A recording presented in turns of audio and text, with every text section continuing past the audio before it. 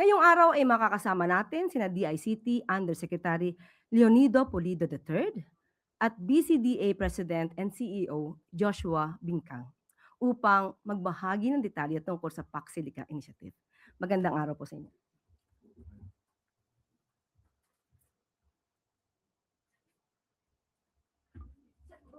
Dito lang po. Okay, maraming salamat po. Magandang umaga sa lahat. At kami po ay andirito ngayon. Ako po, tawagin niyo po akong Jake mula sa DCDA. Kami po ay malugod na magbigay ng update sa ating ginagawa para sa proyekto na Paxilica. Ito po ay bahagi po ito ng Luzon Economic Corridor na project. Na po. So, meron po akong inihandang presentation. At para sa pagbibigay po ng update po sa mga ginagawa ng BCDA po no, sa ilalim po ng guidance ng ating national government sa napakahalagang proyekto na nakikita namin to. Excited po kami sa project na ito. Okay, next slide po. So makikita po ninyo na ang Paxilica po na ito ay ecosystem po ng mga industries. No, ito po yung mga high-tech industries na gusto nating dalhin dito sa Pilipinas.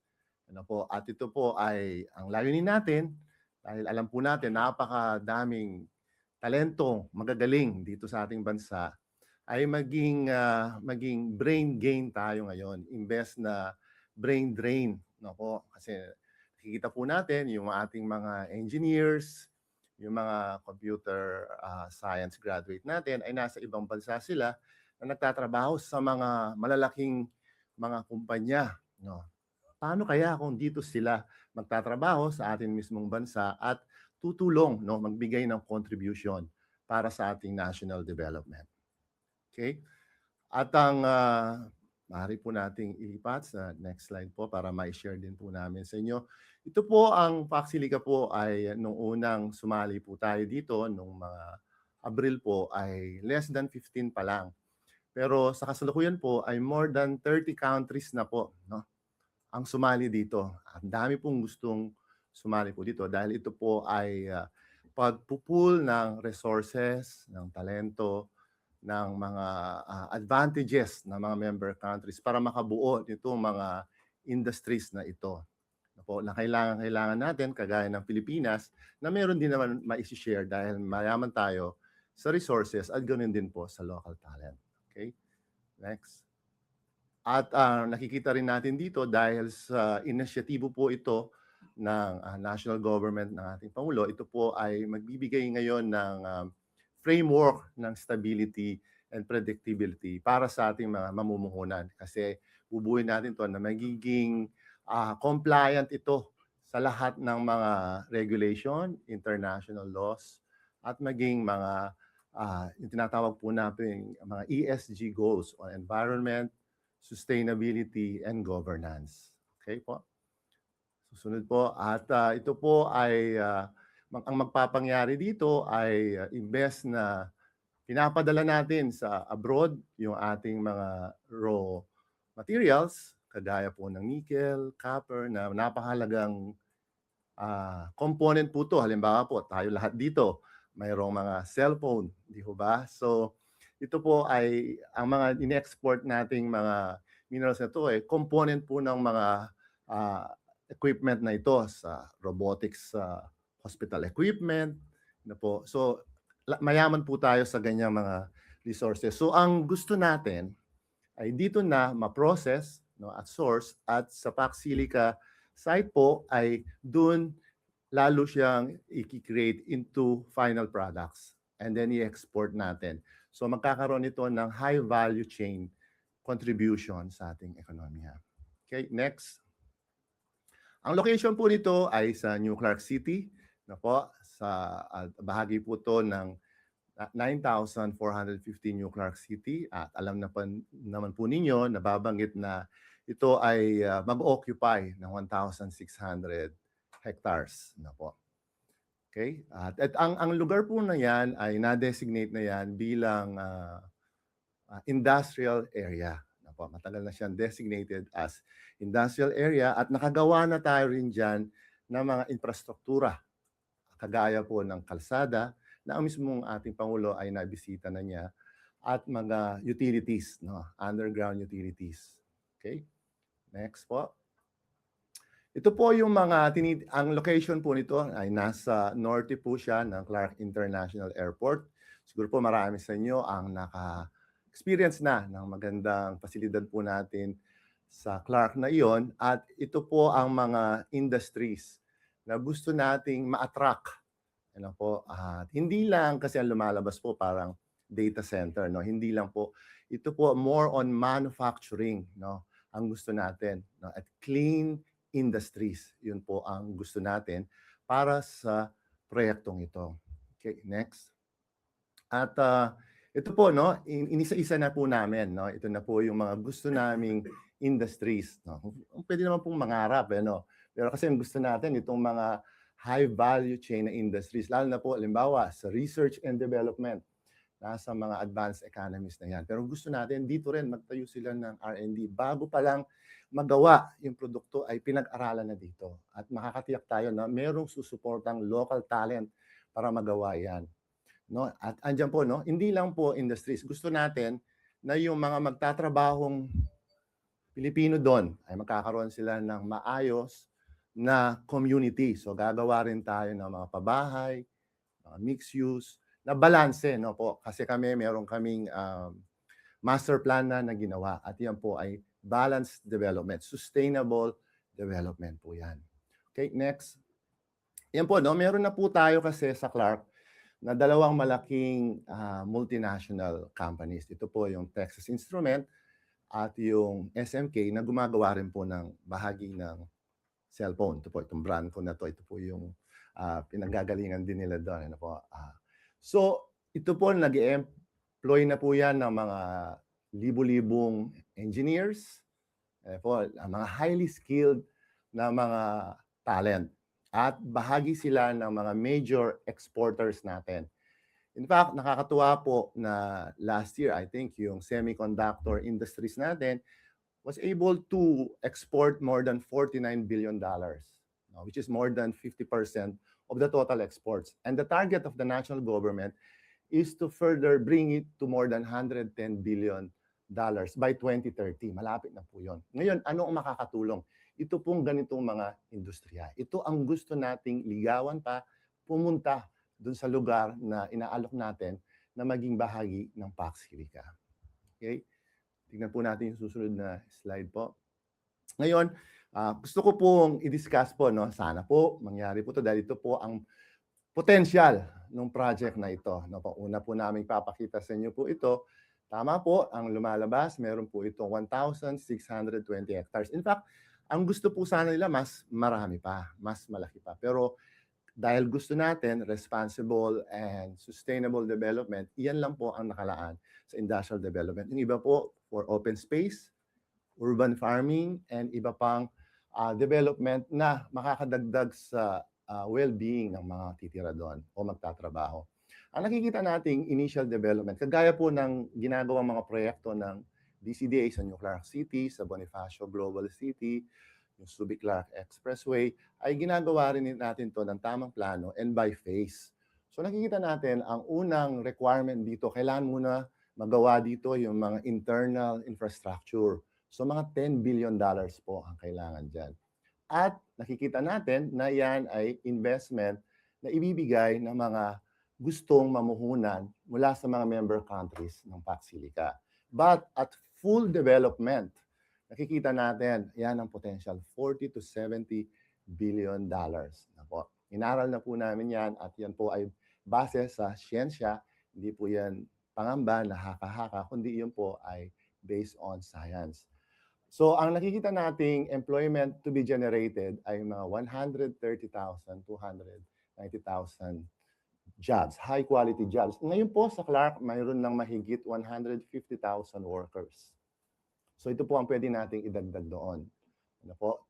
At maging sa Subic, ang Subic naman po na magiging kabahagi rin namin ng proyektong ito kasi sila magiging logistics partner namin ay meron silang 170,000 workers. Pwede pong ibalik po muna natin ulit yan. Yung indirect jobs naman po, ito yung mga development, yung ecosystem, no? Yung mga suppliers, ito po yung mga pwedeng tirhan, yung mga opisina, yung mga commercial, ito po ang potential na pwede nating ma-create na trabaho. At yan po ay based on ano rin po yan, industry practice. Yung sinatawag po nating multiplier effect. Alam po natin yan, no? O yung domino effect sa ekonomiya. Kami po sa BCDA, ang tinatanya po namin dito kung magkakaroon po tayo ng arrangement sa magiging lessee, no? O kung magiging lease agreement, commercial agreement to ay mga 60 billion po. Pero ang mas malaki po dito ay yung economic benefits. Yung pong pwedeng mapakinabangan o makuha, ma-generate ng national government at ng mga local government units na andoroon. No, nakikita po ninyo yan, nasa 68 to 75 billion. Ito po yung mga tax na pwedeng i-contribute ng mga nagtatrabaho base sa mga workers na yun. Now, and then we put it in a conservative level para hindi naman masyado mataas yung expectation, para kaya namin i-deliver. And then, but including yung mga other shares, pwede pa kong umabot yan up to 180 billion pesos. Yung pong export potential ng lahat kasi targeted na po targeted na yung mga industries na gusto natin doon. Ngayon po may kinakausap na kami pero under NDA pa kami. Pero ito yung mga type na industries na kagaya na pinakita ko kanina, yung Texas Instrument, yung Samsung na nasa ganung level ho ay pwedeng makapagbigay ng up to 200 billion peso export potential. Ang kagandahan nito, mas mataas na ang semicon export natin kaysa sa OFWs, no? Remittance. So ang ibig sabihin nito ay mas maraming talento locally ang naano po natin na utilize para makatulong sa ating proyektong ito. Okay, next po. Ito po, no, kagaya po ng standard practice po ito ng BCDA to make sure that when we do development, we start with a good plan and consultation to all stakeholders. No? Kami po, nakikinig kami dyan. At ang isa po naming pinaka binibigyan ng importansya ay compliance on environment. Po, makikita po ninyo dyan, bagaman 1,600 hectares po yun, pero under our master plan, kailangan at least 40% ay open space. So hindi rin naman nila lahat magagamit yon. Kung hindi, ang iba ay magiging parke, po, open space, kasi yan ang gusto ng mga workers ngayon, no? For to increase productivity. At ayan po, magkakaroon tayo ng sustainable water management po dyan. Pwede ko rin i-explain ko po mamaya. At itong ating clean and green energy. In fact, kagaya po ng nabagay ko kanina, yung ang mga member countries po ng PAC-SILICA, sila rin ay advocate po ng strong on UN, yung pong environmental sustainability and governance goals. Kahit sila mismo, check nila kung ang Pilipinas, ang proyekto ay compliant. Magiging compliant sa ganitong mga requirements din nila, no? Sila rin ang unang titingin, ang project ba nito ay magko-comply sa ganyang striktong environmental regulation. At sinisiguro natin, no, na magko-comply tayo dyan. Next. Ito po, no, recently po, ako marami na rin pong nagtatanong nito. Sabi, ang PAC-SILICA project ay baka ubusin ng tubig, no, because of the data centers na ilalagay. Well, unang-una po, kagaya ng sabi ko, hindi maaring mag-invite tayo ng data centers, but it's not all about data center. Ang gusto, unang-una po, hindi rin strong on job generation ang data center. Ang gusto natin dito is high quality job generation. Kaya manufacturing businesses and companies ang target natin.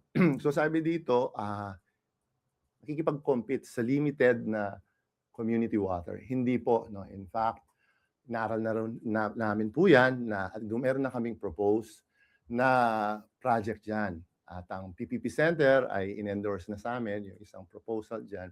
Ang target namin dyan ay surface water harvesting. Ang ibig sabihin yan, lalo na po ngayon, papasok na ang rainy season, huge amount and volume of water, rainwater, dumadapo po dyan. And then, kung left on top, ay babalik sa dagat. So, ang gusto natin dyan ay magkakaroon tayo ng impounding technology o impounding dam area. So pupunuin natin ang mga yan para yan ang magamit. In fact, yung proyekto na to ay sa una naming tansya ay co-consume ng mga 65 to 90 million liters per day, no? Yung mga industriya na andon. Pero yung initial design na ginawa namin ay nasa 120 million liters per day. Pwede pa namin siyang i-ramp up to 300 million liters per day gamit ang technology ito. Anong ibig sabihin? Sapat po yung tubig na pwedeng pagkuhanan doon. Hindi ito groundwater extraction, kundi ito yung technology na gusto namin i-propose. At kung may surplus kami, pwede pa namin i-share ito sa mga community around. So yun ang hindi, kaya nga po ang isa sa mga principles din namin ay yung inclusive, socially inclusive development. Gusto namin kabahagi natin ang mga communities around sa pag-asenso. So pwedeng nating i-share itong magandang technology at mapakinabangan din nila. Of course, with technology comes better economies of scale. Makakaasa sila better quality and more economical costs. Okay, next.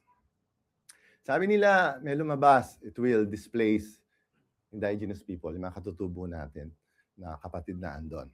Hindi po totoo to dahil unang-una, alam niyo po ang Clark Special Economic Zone, Freeport and Special Economic Zone ay more than 30,000 hectares. Ang naibigay na po namin sa ating indigenous people group ay more than 15,000 hectares. Kalahati. 10,000 hectares nandun po sa Bamban. Binigay na po natin sa kanila yon. Para sa kanila po yan. 5,000 sa may Porac. Bago lang po yan. In fact, ang nakuha po nila sa Porac at Florida Blanca ay more than 18,000 hectares. So inaral na po namin na meron na pong nakalaan para sa mga indigenous people na lugar para sa kanila. Na pwede silang mamuhay ng naayon sa kanilang kultura at tradisyon. Ito po, ang proyekto pong ito, una-una ay nakatitulo na sa BCDA. So it's a public land. Na po, wala pong ancestral domain title doon. Pangalawa, ay naka-earmark na to sa pagbuo pa lang ng BCDA law noong 1992 na ito ay industrial development. So, na-classify na po siya as such para makapag-contribute ng development sa Central Luzon, lalo na nung pagkatapos ng pagputok ng Mount Pinatubo. Maraming na-displace na trabaho. So, yun, ang layon ng gobyerno ay makabuo muli ng mga ganitong quality jobs. Okay, next. Ang sabi, magmimina doon. Hindi po. Hindi po namin a-allow yun, no? Ang mangyari po dito, so mayaman po tayo sa ating resources. So at source, pwede na po i-process doon. At dalhin dyan yung mga component sa Clark po, sa Pac Silica, at doon i-process, i-develop, at i-export natin. O kaya, maaari din na sa mga member countries, manggaling yung mga components, critical minerals, na bahagi nitong AI Hub project natin. Okay, next. Sabi din po, baka gamitin ito for defense. Andun po ako mismo nung kasama si Ambassador Romualdez. Lagi pong ito po, pwede ko naman share, nung pipirma ang Pilipinas na sumali sa Pac Silica Summit Coalition. Tinanong po mismo ni Ambassador Romualdez sa head po ng US State Department assigned for this project, which is the Undersecretary for Economic Affairs, Mr. Helberg, no, na bumisita rin dito. Sabi ni Ambassador, will you manufacture defense-related products? Sabi niya, no, not at all. Hindi. It's purely commercial. No? So, at yan ang gusto naman natin. No? Ganitong klaseng business na magpapalago sa ating ekonomiya. Okay, next.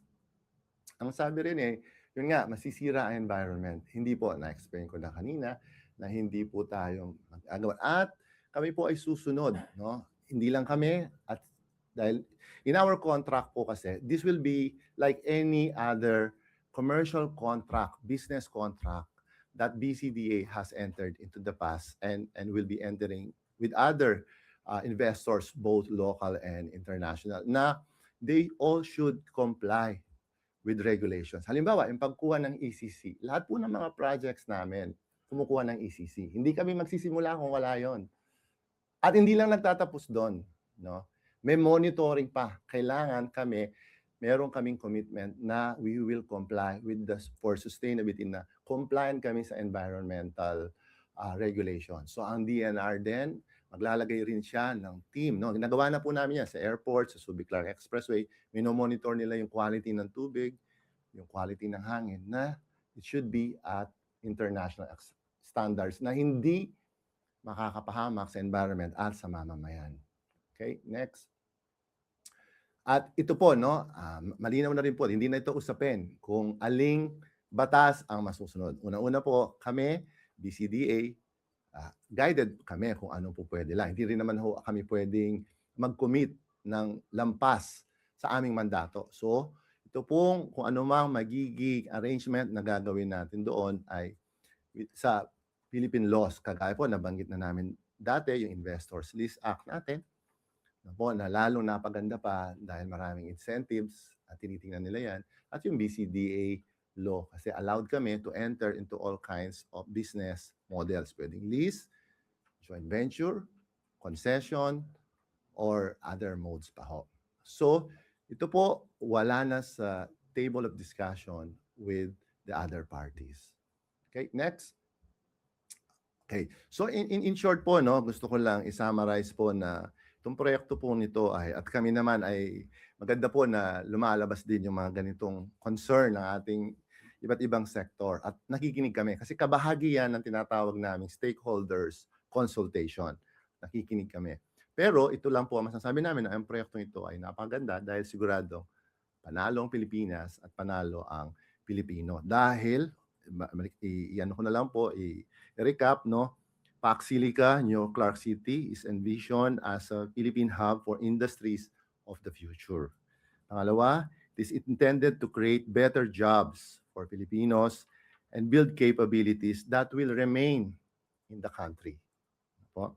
Pangatlo, Philippines can help us move, Pac Silica can help move the Philippines higher in global value chain.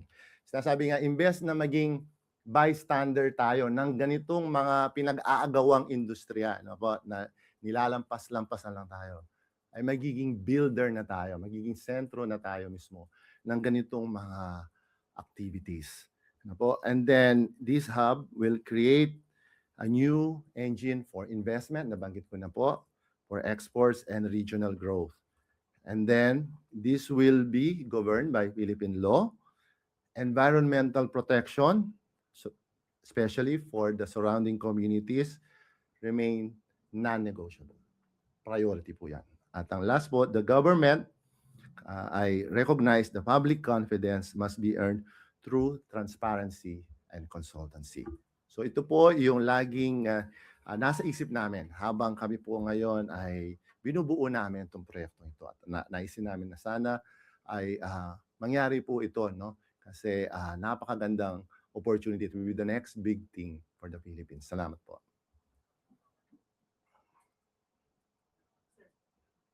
Sir. Ay, no. Okay, unang tanong po mula kay Harley Valbuena, IBC 13. Good morning to BCDA. Sir, I know magiging priority natin sa Pac Silica initiative yung pag-hire ng Filipino workers, but will the industries involved, will they also employ foreign workers since baka po meron pang technological capabilities na hindi pa po kaya ng mga Pilipino, kailangan pang ituro? Maaaring sa simula po, ganun nga ang magiging scenario. Halimbawa po, ngayon po, pupunta tayo sa malalaking multinational companies, sa Texas Instrument at yung iba pa nasa Clark. Meron din pong mga tinatawag nating expat na po kasi sila yung mga direktang nagre-report ng business operations sa kanilang headquarters. Pero ang mga nagpapatakbo na mga supervisors, managers ay mga Pilipino na. So basically, ganyang setup din ang nakikita natin dito sa project na to. May estimate ba tayo, sir, how many numbers are we talking about in terms of foreign workers or in terms of percentage doon po sa 130 to 190K? Normally, no, based on standards that we have, less than 10% are foreign workers. No, ito po yung mga top executives nila. But the good thing is, majority will come from our local supply of talent. And sir, since ito po ay AI hub, wala naman po tayo nakikitang security risk doon sa pagpasok po ng foreign workers. Ang kasama na po yan, no? Kasi po ang titingnan natin ang AI hub o Paxilica ay bahagi po ito ng entire New Clark City. Ang New Clark City naman po ay mayroong mga eskwelahan dyan, kaya andyan ang National Academy for Sports, UP, Science High School. So it's a total community. At bahagi po sa programa namin ay yung pagbuo ng estate management. Kagaya po ng ibang malalaking development, mayroong estate management. At bahagi dyan sa trabaho niyan ay security, traffic management, and then iba pa po serbisyo. So papasok po siya dyan to make sure na meron po tayong security in the entire estate po. Sir, last question on my end. Since the Pax Silica initiative is seen to boost our exports, gaano po kalaki yung nakikita yung contribution nito sa GDP natin? Well, if those numbers po will hold true, sana ay makikita po natin, no, the investment alone, no, kung at 40 to 70 billion dollars, that's already around 10% of the GDP. The export po, no, ako po, mahilig po ako magbasa ng business news eh. At lagi akong nag-imagine sana nasa ganung level na rin tayo ng mga big leagues exporters. So ito po kung nasa 200 billion po at full potential. And we are very conservative because we only counted hundreds of industries dahil ayaw natin punuin yung lugar naman, no, ng overly development. So makikita natin a big chunk will come from this area po. Thank you, sir. Next question po, Rafi Ayeng, Daily Tribune. Hi, Sir Jake. Hi, sir. Sir, what is the updated timeline for the launch of this project? Yeah. And will this happen under the term of President Bongbong Marcos? Well, if we will follow po, no, ang normal process and timeline na ginagawa ng BCDA when we enter into development contracts, yun na lang po ang kukwento ko, no. Normally, when we had an initial discussion, exchange of information, nasa stage po tayo ngayon ng exchange of information. Pinapag-aralan po nila yung lugar, stable po ba ang ground, walang earthquake fault, meron po ba itong risk on flooding and everything. So kasama po yun sa due diligence, mga 2 to 3 months po yan. Meron na pong gumagawa niyan ngayon na nag-exchange of information namin. Ang susunod po noon ay magkakaroon po ng contract negotiation. Pwede rin pong parallel yan. So nakikita po natin kung 2 to 3 months po, mako-comply po natin yan. Kagaya ng ginagawa namin, ay within the year, pwede tayo makapagpapirma ng initial agreement na. After that po, doon sa kontrata ay maglalagay na po tayo ng mga responsibilities and roles ng bawat party. So kami, meron kaming role doon, pwedeng tulungan namin sila makakuha ng mga permits, ma-clear yung area, but sila naman, they need to prepare a development plan. Yung development plan po, normally, for a standard project, mga 6 to 9 months. Pero dahil malaki ito, we see it at least a year. But, once na magkaroon ng konsepto, pwede na magkaroon ng initial site activities. Yung mga earth moving, so we see all that happening next year kung mapafinalize po yung agreement natin this year po, no? And so within the first 2 years po, nakikita natin yung initial site development or even the construction of those first facilities will happen. Kasi ganyan po ang normal na proseso na nangyari sa mga project ng BCDA sa mga eco-zone po niya. So, safe to say, mga first quarter ng 2028? Yes po. First 3 months? Yung tanong niyo po ng actual construction, ano na po doon, konserbatibo na po, pwede na po natin sabihin na yun po ang target natin. So, aabutin pa po sa bago mag-end yung term. Ang project naman po ito ay long-term development po itong project na ito. It will come in different phases. 2028, sir, or 2027? Bali, ang mangyari po, this year is the contract negotiation. Next year is the planning stage. And then by 2020, pwede na po tayo mag-construct po. Apo. 2028 daw. Apo. Yes. Yung full launch sa next administration na yan. Ako, it's more of the normal process na sinasabi ko nga, no? Mm. Normally, itong ganitong project will have phases. A short-term phase, which is normally 3 to 5 years, which involve the site development, signing, and construction. 3 to 5 years yan. But at full development, we see this happening even more than 10 to 15 years. 10 to 15. Apo. Next question po. Follow up. Next na lang, sir. Sir, may mga latest for foreign firms na ba and nationalities na nag-signify ng intent to invest sa PAC Silica? Okay, marami na pong nag-inquire, no? Kasi nga po, hindi lang naman kasi ito US project dahil sabi ko nga po, more than 30 countries na yung sumali. In fact, last week po, nag-sign na kami ng MOU with the Korean and Japanese company. Kasi gusto nila na mapag-aaralan na yung magiging stable source of power ng PAC Silica. At ito po sila ay andito na sa Pilipinas, no po, may proyekto sila na clean power. So, ngayon po ay pinapag-aralan na nila. At meron din po tayong ibang project na magbibigay din ng support dun sa ecosystem, no, sa tubig, kuryente, at maging yung pagpiprepare po sa area, no, magkakaroon na rin po tayo ng mga site development. So marami po tayong partners na i-announce in the coming months na in accordance with the plan that we have laid out for this project. Next question po. Kat Domingo, ABS-CBN.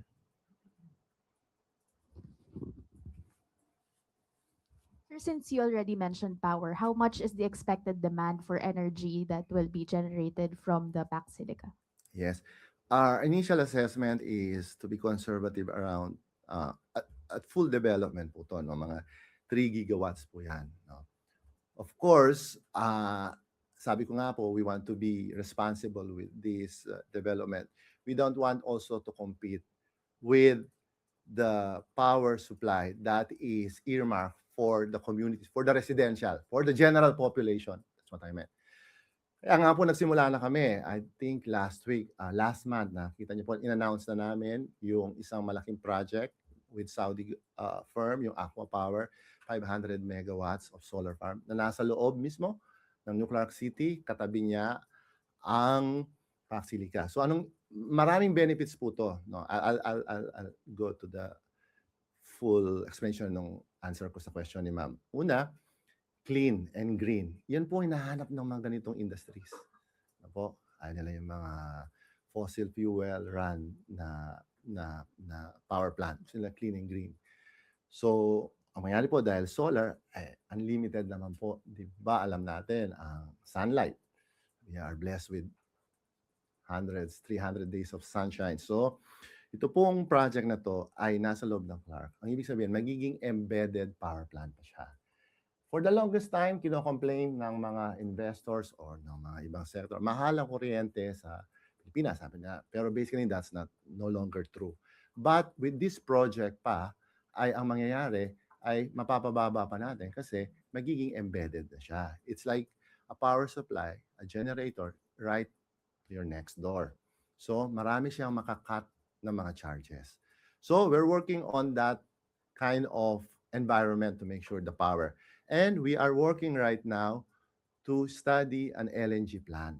Clean fuel din po yan. No? In fact, may proposal na po sa DCDA na magkaroon po ng dedicated fuel line between Subic. Kaya kailangan din namin ng sister company naming Subic na mag-provide ng space at ma-deliver yung fuel sa Clark. So, yun po ay inaaral na rin namin. It's an American company rin po. So, ang gusto po namin dito is reliable, clean, and stable, and affordable power for this project. Sir, yung 3 gigawatts, is it an annual measure, a monthly, a quarterly measure? It's the capacity, power requirements para Daily? on actual, ano po yun. When all the motors, the engines are, Daily? Po. Daily, weekly, monthly? Daily na po yan. Daily. Sir, ilan na po yung mga power, regardless kung clean fuel or fossil fuel, ilan na po yung power plants na nag-commit to actually build power sources to provide or to supply or to adhere to the demand of this 3 gigawatt? Yan.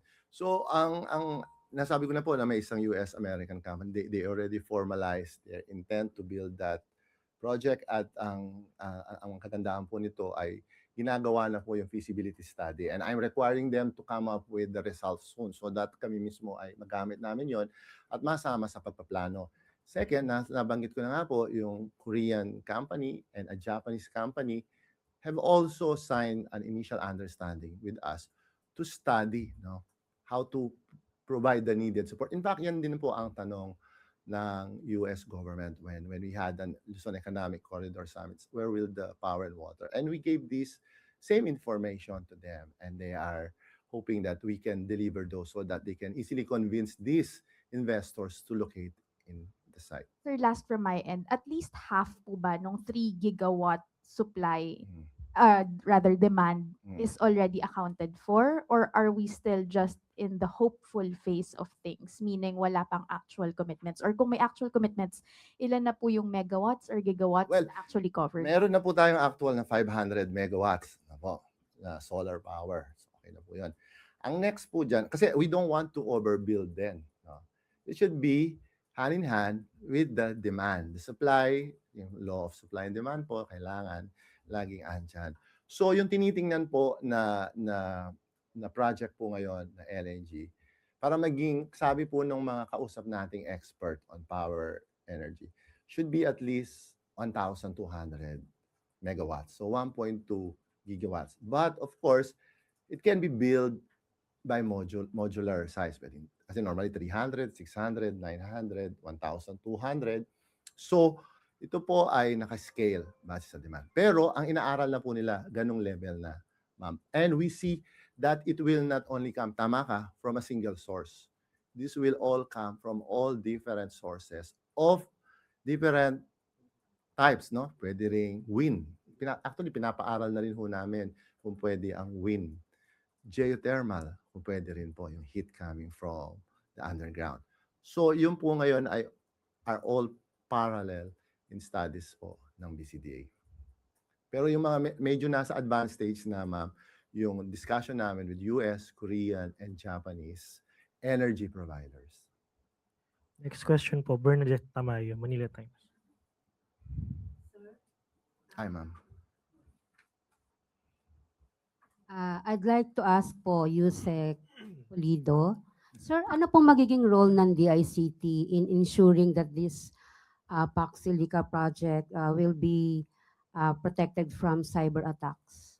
Ma'am, like any kind of large-scale project that involves high-end tools, high-tech tools, there really is a requirement to provide sufficient cybersecurity frameworks, tools, to ensure po yung privacy po natin, to ensure that the data that needs to be protected are protected.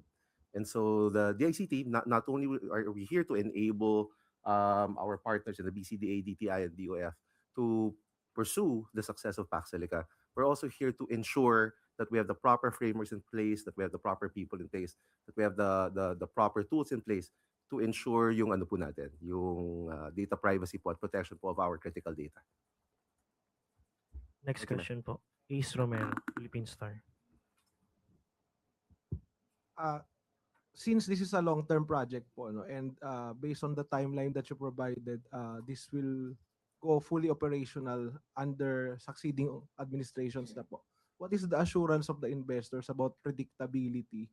Even they will invest and then there will come another administration, baka iba yung policy nila, and businesses want predictability in their operations. Ano yung assurance natin sa mga investors dito na hindi magiging shaky, hindi magiging unpredictable, inconsistent yung magiging policies na kanilang dadatnan?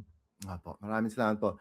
Natutuwa kami na ang BCDA ay mayroong magandang records on public-private partnerships. No? Kanya nga po, alam din namin na itong mga foreign entities na to, foreign partners, ay gumagawa rin ng due diligence. So in our contract, we provide those kind of security and safety provisions, ano po, such that they will transcend different timelines. Ano po. So, ang kagaya po ng mga contract po na pinasok na ng BCDA recently, ay ito po ay properly passed through several layers din po ng other government agencies who are entrusted to make sure that this will pass the test of time. Halimbawa po, lahat ng contracts namin ay tinitingnan din ng Office of Government Corporate Counsel. Hindi lang yung mga lawyers namin, no, pati yung mga external counsel. They give their seal of approval. And so, ang ano po namin, ang kagandahan pa rin ho dito, marami na rin tayong mga provisions. Po, halimbawa po, yung mga batas natin, 75 years, 99 years, batas na ho yun. So, yun po ay meron ding mechanism how to avail, no, objectively those kind of requirements. So, yun po ay, actually, hinihingi rin po yan ng mga foreign partners na how to make sure that there's predictability, certainty dito sa mga contract. At ang mga kontrata naman po ng BCDA ay more than 30 years naman po ang BCDA nagdaan na sa iba't ibang mga timelines po. So regardless of sinong nakaupo sa Malacanang, the investors can be assured of stable, predictable Yes. policies. Kanya nga po itong kontrata na to ay gusto namin matreat siya as a commercial business contract. Parang kausap natin, negosyante, na talagang devoid of any other parang risk or other concerns. It should be treated as a purely business contracts. Na kung ano man ang environmental situation, they are immune from those kind. Of course, it's all about market forces din. Kung mahina o malakas ang mga ekonomiya, then it's something na gusto rin nila yan, di ba? To make sure they can makaalinsabay sila sa plano nila sa operasyon. Huling tanong na po mula kay Sam Medinilla, Business Mirror. Good afternoon, sir. Good afternoon. Clarify lang po namin, bali ilan firms na po yung nag-express ng interest na mag-participate po dun sa Paxilica project? Yung total po. Well, right now, marami na po tayong letter of interest. Meron na po noong May, more than 20 companies na po at nadaragdagan. In fact, this morning, meron din akong sinanggot na email request that they can visit the Philippines to check the site. Then I said, of course, absolutely. So, nakikita natin, more than 20, and I can say mga 30 companies na po, ang interesado.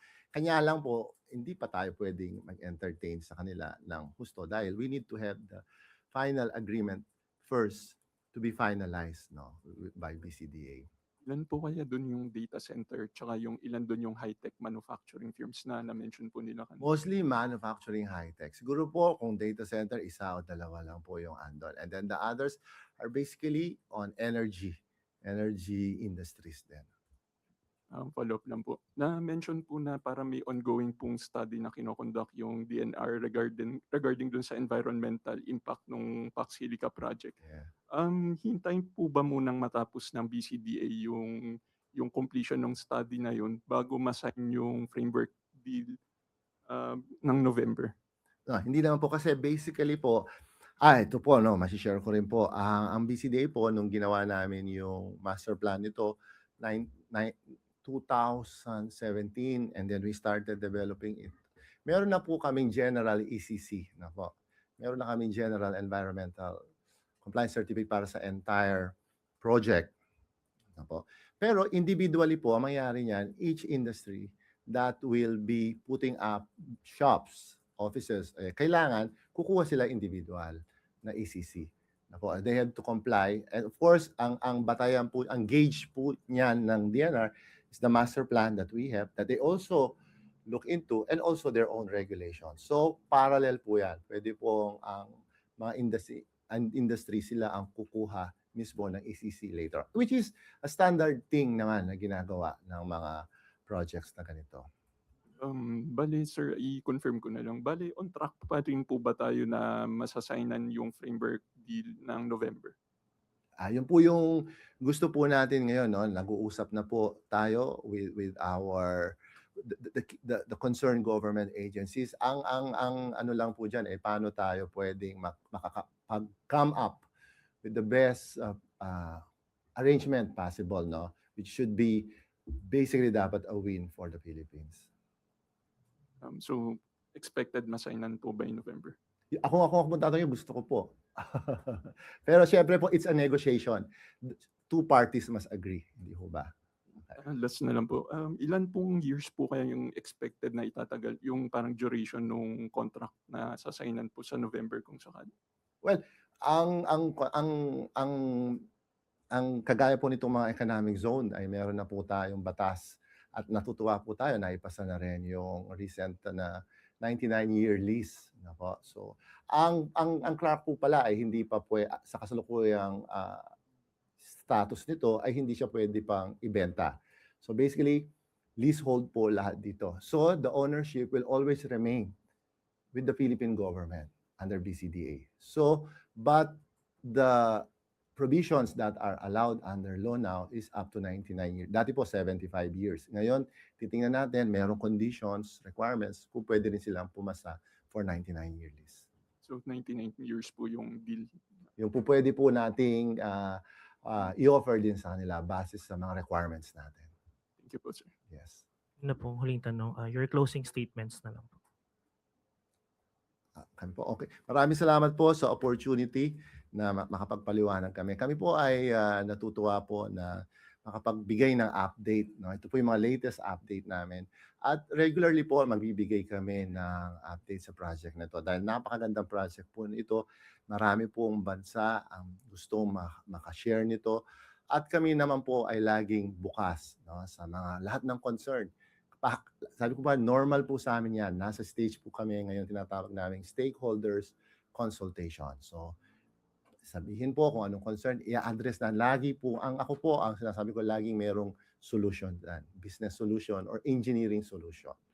Na po, para ma-assure yung ating lahat ng sectors na ang project na ito ay para sa ikaunlad at benepisyo ng mas nakararaming mga Pilipino. Maraming salamat po.